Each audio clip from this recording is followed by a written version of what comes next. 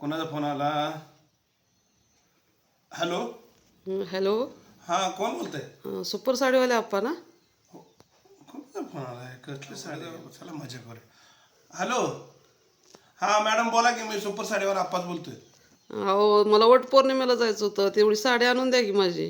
अरे बापरे, अहो मी आता 500 किलोमीटर लांब माझ्या सासरवाडीत येऊन थांबलोय की. आता मला वट पौर्णिमेला जायचं आहे की, मग काय करू? मग असं करा की तुम्ही, हो घरात साड्या नाही द्या दुसऱ्या एखाद्या. अहो मला वट पौर्णिमेला हीच साडी घालायची हो. अहो कपाट भरला असेल की नाही, नाही, माझ्या नवऱ्यानं एखादी बघान घाला साडी. नाही, माझ्या नवऱ्यानं मला हीच आणून दिल्या, वट पौर्णिमेला साडी घालायला मला हीच पाहिजे.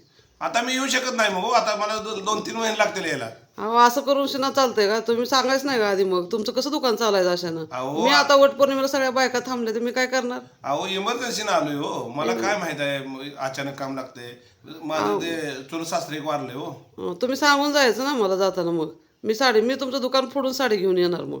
अहो मी माझ्या सासऱ्याचं दुःख साजरं करू का तुमची साडी देत बसू का रडत बसू? मला काय कळणार तुमचं?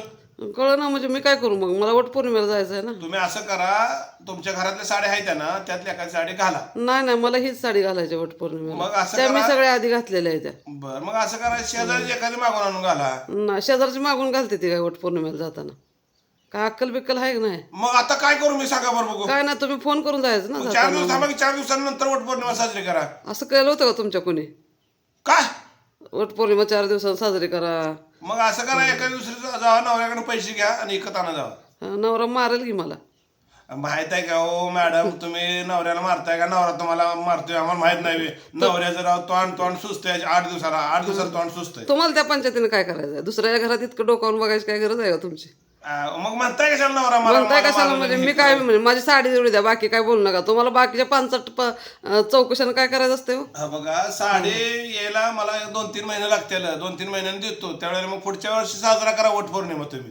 ते तुम्ही सांगू नका मला पुढच्या वर्षी करायची का ह्या वर्षी करायची. मग आता काय करता सांगा? मी तर येऊ शकत नाही. मुद्दाम करून दुकानात फोडता? हां, दुकानात कुलूप फोडते.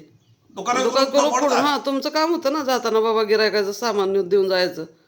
अहो तुम्ही चाललाय म्हणल्यावर ना गिरायकाचं सामान देऊन जायचं ना. अहो मॅडम, तुम्हाला काय कळतं मिळतं का नाही? एका साडीसाठी दुकानात कुलूप फोडता का लोकांचं? काय मग कळतं मला मिळतं वट का? पौर्णिमेला जायचं आहे ना. दुसऱ्या साड्या हरवल्या आणि म्हणजे मला काय तिथं रील काढायची आहे ना. करा? कोणाला? मला तिथं वट पौर्णिमेला जाऊन माझ्या जुन्या साड्यावरनी सगळ्या फोटो काढून झालेत. ह्या साडीत फोटो काढायचा आहे मला. मग असं करा मॅडम, जावा ती दुकान फोडतानाच रील काढा आणि टाका, म्हणजे तुमचं समाधान होईल. अहो जरा लाज बीज वाटू द्या जरा. तुम्हाला वाटू द्या, तुम्ही असलं दुकानदार कसलं झालाय? तुम्ही असल्या असं करून दुकान चालतं होय हा तुमचं? बघा, तुम्हाला सांगतो, तुम्हाला गिरायकाची मर्जी सांभाळायची का जरा?